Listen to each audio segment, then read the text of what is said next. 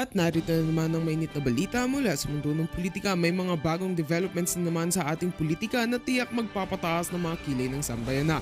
Isang matinding pahayag ang lumabas mula kay Atty. Antonio Carpio, isang kilalang abogado at dating SC Associate Justice, ukol sa mga nangyari sa loob ng ating pamahalaan. Ayon sa kanya, may mga bigat na aligasyon tungkol sa mga kasalukuyang hakbang ng Administrasyong Marcos at ang impeachment laban kay Vice President Sara Duterte. Inakusahan ni Atty. Antonio Carpio sina House Speaker Martin Tambalos Romualdez at President Coutinho Norte Jr. na may kinalaman sa isang malawakang cover-up sa mga katawalian na kumakalat sa loob ng gobyerno.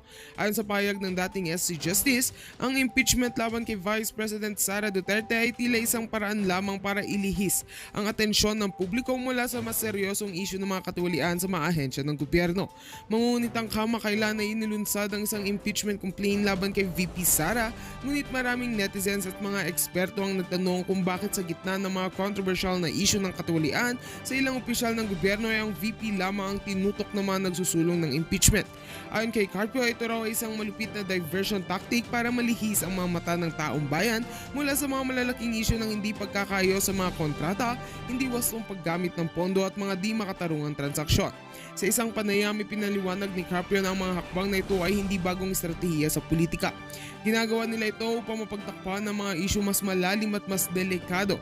Sa halip na tututukan ng mga katawalian, ginagamit nila ang mga isyu ng impeachment para malihis ang usapan, ani ni Carpio. Ayon pa sa kanya, hindi ito makatarungan at nakakaapekto sa kredibilidad ng administrasyon sa mata ng publiko.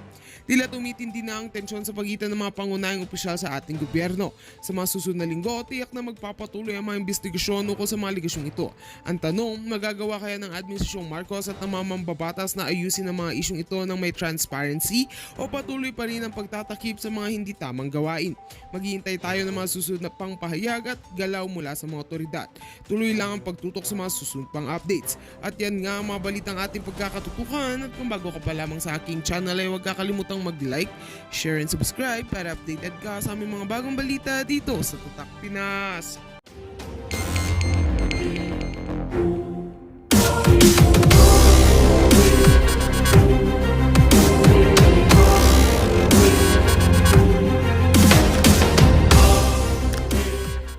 Kung saan ay makakapagbigay ginhawa pagka napag-usapan sa buhay ng sambayan ng Pilipino. Pakinggan na ho natin itong speech ni Bangag. Ito yung ito yung press con niya kanina.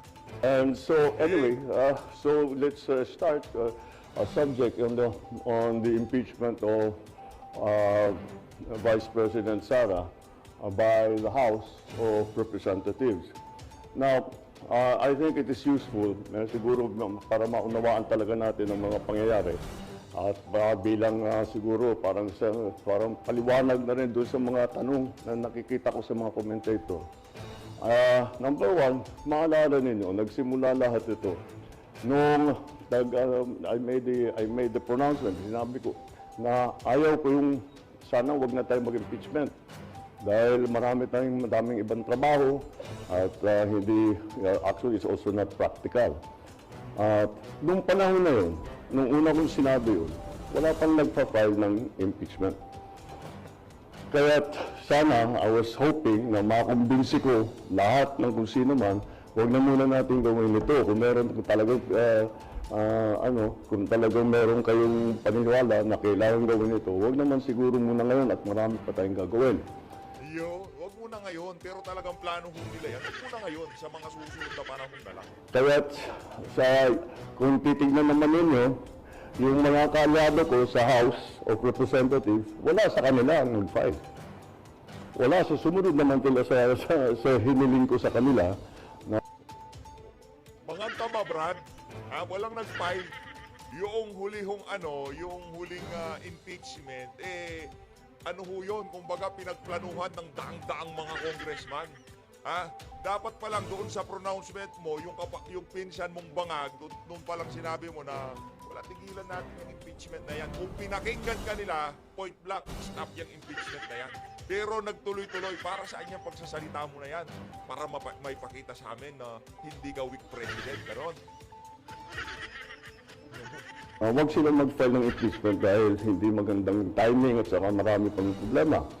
Anyway, may ibang grupo, of course, the Makabayan group out of the House of Representatives, Senator Laila De Lima, the religious group nag-file yung tatlo. And if you remember, nung statement si JPE na sinasabi niya hindi pwedeng tigilin yan dahil may grupo. Sinasabi ng presidente na ganito ho siya kawik. Ganito ho kawik yung presidente na yan. Sinasabi ng presidente, commander-in-chief, military, sumusunod sa kanya.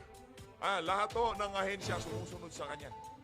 Maliban lamang ho dyan sa executive, dyan sa legislative, at dyan sa judiciary. Hindi niya kayang pasunurin, leader nga yan. Sinabi nitong si Marcos Jr., stop ang impeachment. Itigil mo na yan, marami tayong problema. Kagaya ng ginawa ni Tatay Digong, itigil yan. Ano nangyari? Kay Tatay Digong, tumigil, di ba? Pinapakinggan siya, ibig sabihin, political will, tsaka strong leader mo talaga siya. Dito kay Marcos Jr., sinabi na itigil.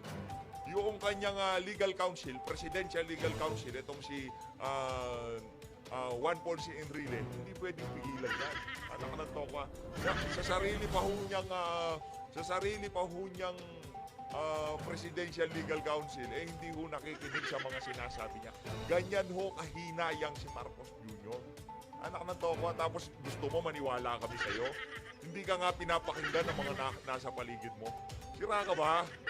Na ayaw. I think he was referring to Iglesia ni Cristo. Sinabi na, hindi naman natin pwedeng tigil dahil may grupo o may tao na ayaw yan. At sinabi ko sa inyo, yung tinanong mo sa akin, sabi ko, I agree with him. Totoo. And if you remember, my words were this. They will now, once the impeachment complaints are filed, they have no choice. The House has no choice.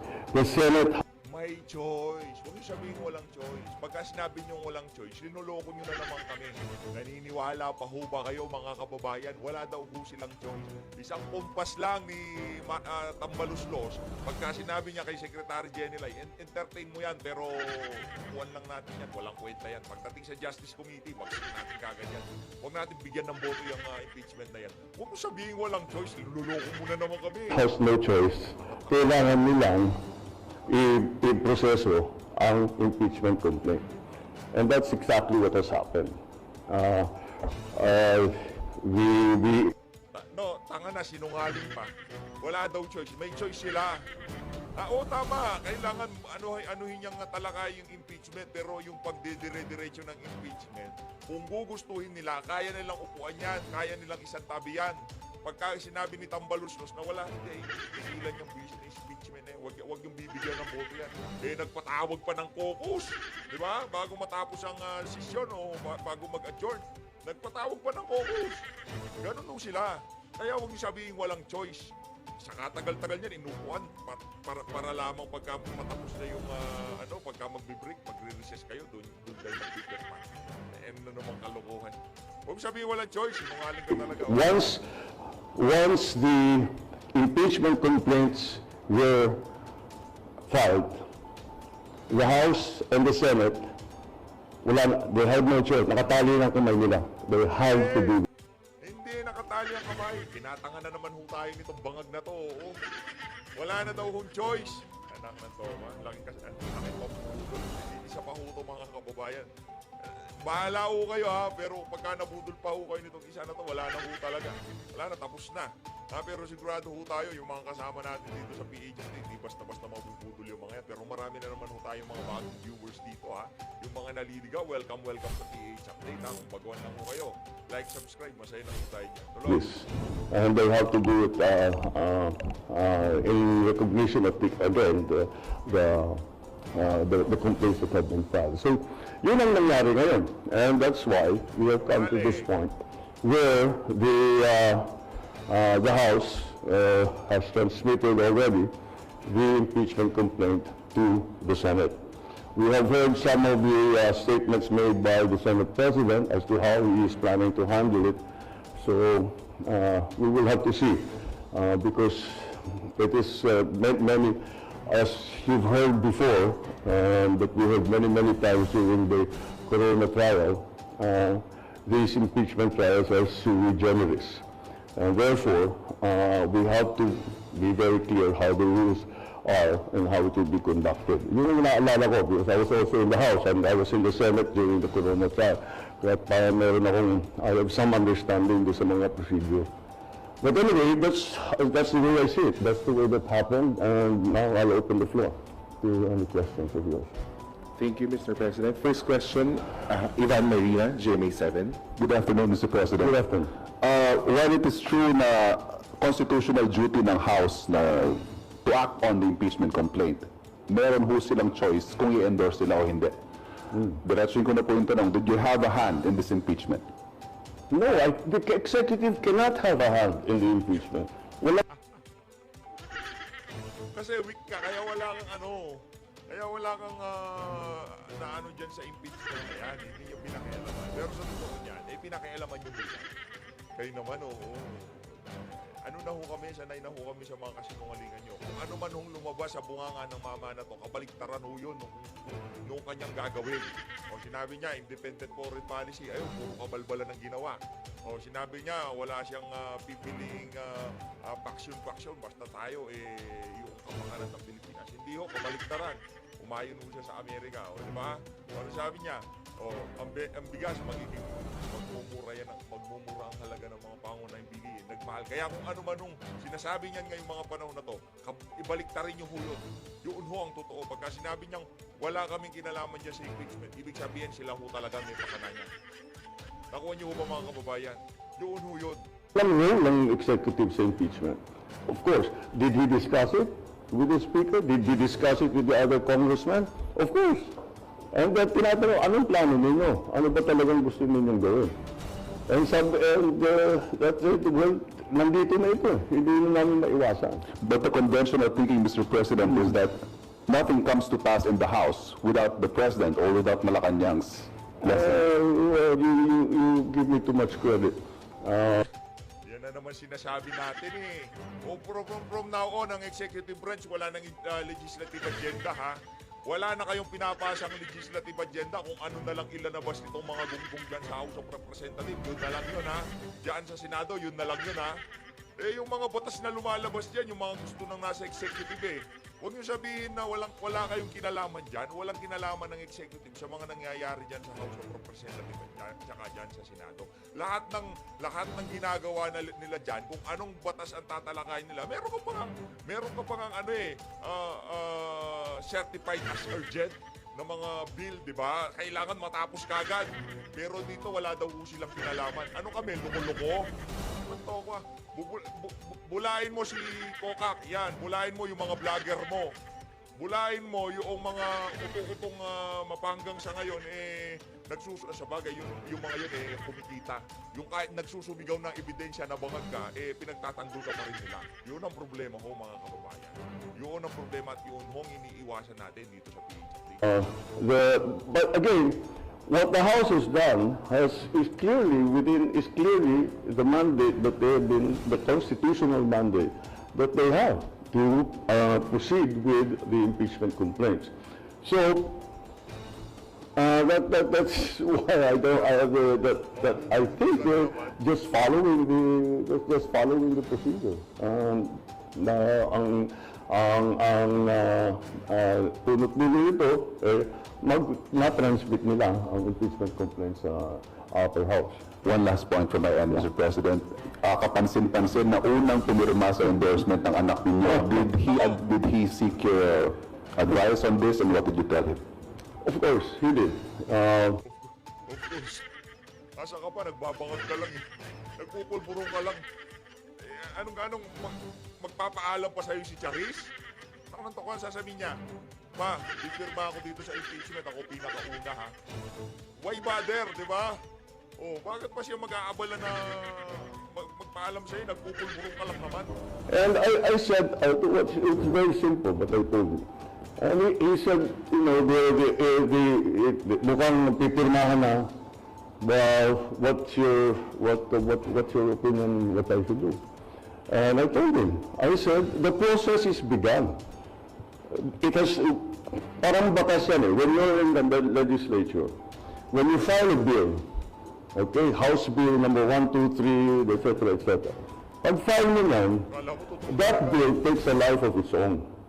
Kahit anong gawin ng congressman na nag-file o senador na nag-file, kahit ayaw niya yung mga changes na magagawin doon sa kanyang bill, wala na siyang magagawa.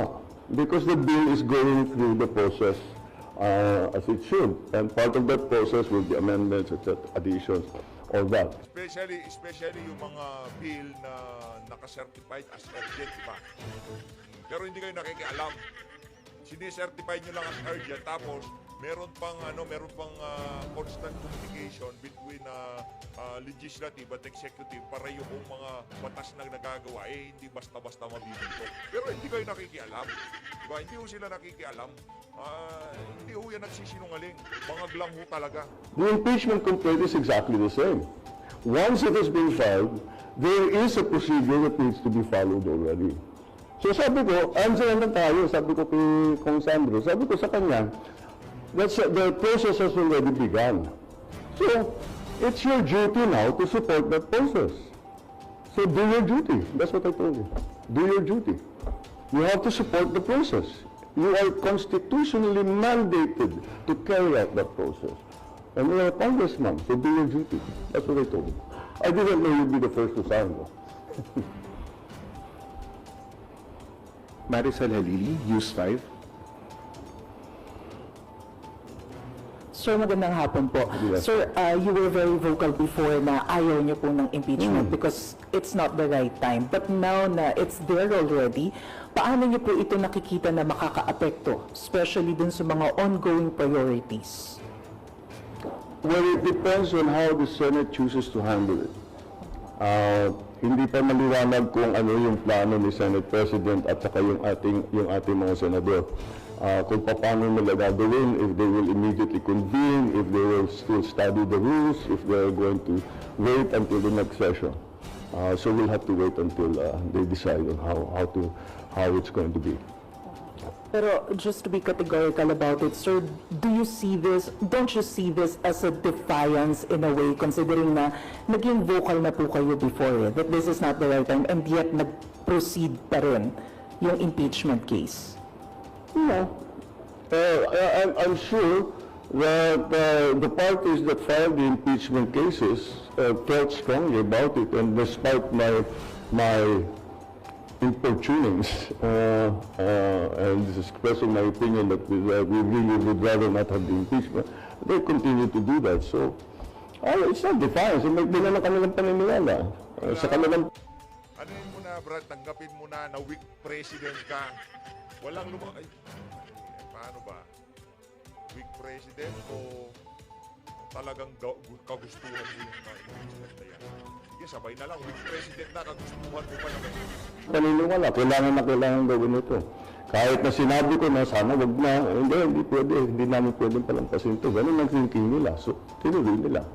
And I don't view that as a defiance. I view that as they're expressing what they feel to be right. Thank you. Jonel Maribohok, UNTV. Sir, other issue. Sir, ano po yung nasa likod ng biglaang pagpapalit ng liderato po ng PhilHealth at ano po ang inyong direktiba sa bagong PhilHealth President, sir? Actually, kung titignan ninyo Yung dating PhilHealth President, yung pangalan nun. Kalimutan natin yung pangalan. Nagusog na ho yun. Para hindi na siya masyado mapag-initan, hirap na ho yung PhilHealth, di pa binigay. Kasi sa mga susunod na taon, itong 2020, itong taon na to, talagang kung sino man ho ang tumitimon dyan sa PhilHealth, panigurado ho, kaya mamaya nasa media siya. Atakin nyo naman, panigurado yung mga servisyo dyan sa PhilHealth. Wala ho yan. Malamang sa malamang, mababankrupt po yan. Hindi binigyan ng subsidiya Nang kukunin yung pondo na ipambibigay ayuda o ipantutulong sa mga kababayan natin hindi naman contributor. Diba? Doon sa mga nagbibigay ng monthly contribution, diba? Ngayon ano mangyayari sa pondo? Lilit ng liliit hanggang sa mawala na. Tapos, ang sisisihin nitong si Marcos Jr., si VP Sara at yung dating Pangulong. Yun na yun ang script Gawin pagka nagkaroon ng palpak, ang laging nila, escape route nila, mga Duterte. di ba? Pagka merong nangyayaring kapalpakan, halimbawa dito sa Bicam report, kulang-kulang, di ba? O ano kung naging escape route nila?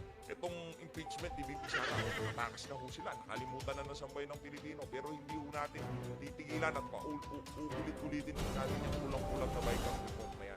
Kung titignan ninyo ang qualifications ni Dr. Mercado, he is very, very well-versed in both the hospital administration, insurance, and his whole life has been devoted to healthcare.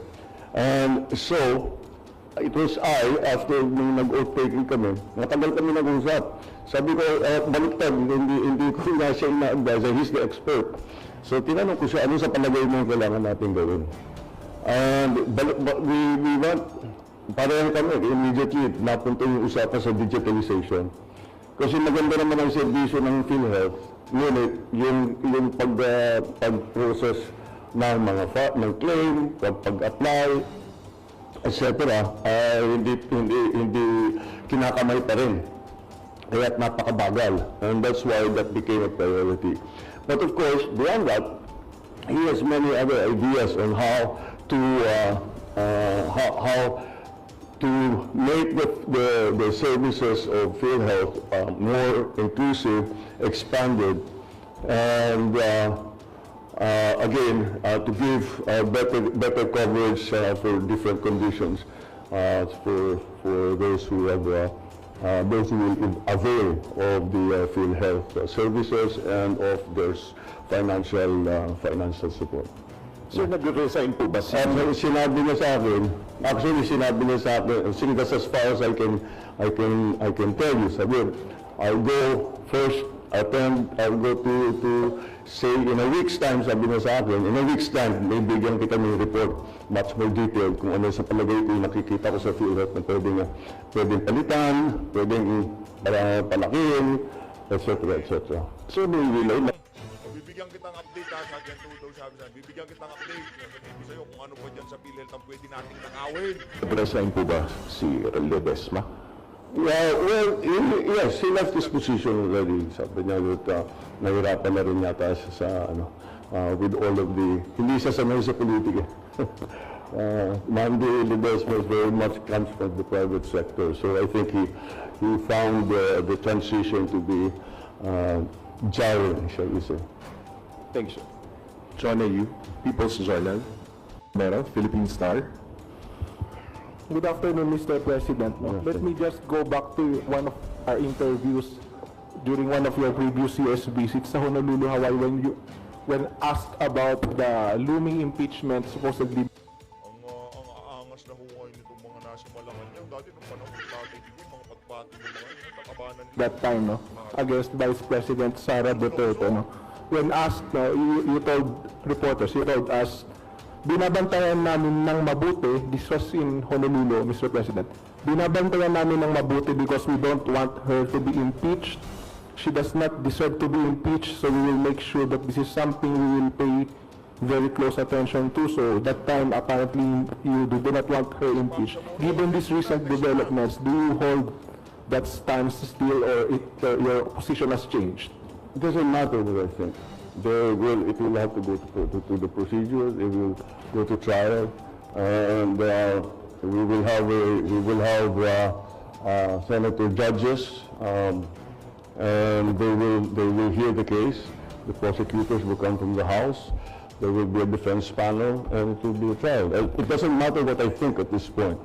That was my opinion. That's my opinion when I was asked that. None of this had happened yet. But I have to keep reminding you, the executive wala kaming formal role in the entire impeachment process. The executive has no formal role. If ever there's an informal role, makausap ko yung TV speaker, makausap ko yung congressman, makausap ko yung senador, si SP, makausap ko. But that's about it. Pero they will decide. Pagka sinabi niya kung walang formal role, ay ibig sabihin ho, kabaliktaran ho yun dun sa mga sinasabi. Huwag ho kayo maniwala dyan. How they will proceed? I don't think you can expect the congressman or the senator or the SP or the speaker to come to me, what do you want us to do? They know what they have They have their own way of doing things, and that's what they will implement. So, siguro, the most that a president can do, or any part of the department of the executive can do, is moral suasion. Huwag na lang sana. Wala, that didn't work. Patuloy pa rin eh. So, we follow the process. Salamat po. Raquel Bayan, Radyo Pilipinas. Hello, sir. Sir, I know co-equal Sakit na ulo, no? Yung sarili niya mismong anak din siya pinapakinggan. Eh bang, puro ka kasi pulburon, kaya ba... branch po natin dito po, sir. I know co-equal branch po natin, sir, yung Senate. But are you planning, sir, to, personally ask the Senate kung paano po nila i-handle yung impeachment para po tayo sa executive Yung issue lang, paano nila kung paano po nila i-handle once na ma-transmit po sa kanila impeachment para lang po tayo sa executive, malaman din po natin kung paano gagawin natin adjustment doon sa possible effect po sa bansa. doon sa Possible effect po ng impeachment sa bansa. It's not that, again, you should ask now, at least at this point, it's in the Senate. You have to ask it from the Senate. If you're going to ask about the prosecution's case, I don't think you'll get an answer right now because we've only just started. But they are the ones that you should be asking. From this point on, I'm just a very interested observer. But again, I don't appear, I will not be part of it. Now, if there will be no representation from the executive, why should there be? So, wala talagang we leave it to Congress, now specifically the Senate, to exercise their own wisdom. Kaya dating Pangulong Rodrigo Duterte lang ho yan. Wala yan, hindi ho yan naaabot sa ganyan. Hindi ho yan naaabot sa ganyan. Eh, dahil nga ho, marami ho silang kapalpakan dito sa administrasyon na ito, dapat pagtakpan. Kaya yan ho napapalaan. Eden Santos, Net 25. Mr. President, sabi niyo po ang impeachment ay hindi makapagbudulot ng kabutihan sa buhay ng kahit isang Pilipino. Nung nag-ask po ng advice sa inyo si Congressman Sandro Marcos, as a father and as a father of this nation, hindi niyo po ba naisip, na-advisean siya na gawin kanyang duty para sa kapakanan at interest ng mas nakararaming mga Pilipino at yung kung ano po yung standing nyo na sana ay wag matuloy yung impeachment. The House is a collegial body. They decide as one. And that was what the House decided. He is a member of the House of Representatives. So, as a member of the House of Representatives, he has to do his duty. Whatever his opinions might be, he must do his duty. Even if he's hesitant, if all this applies to not only my son, it applies to all the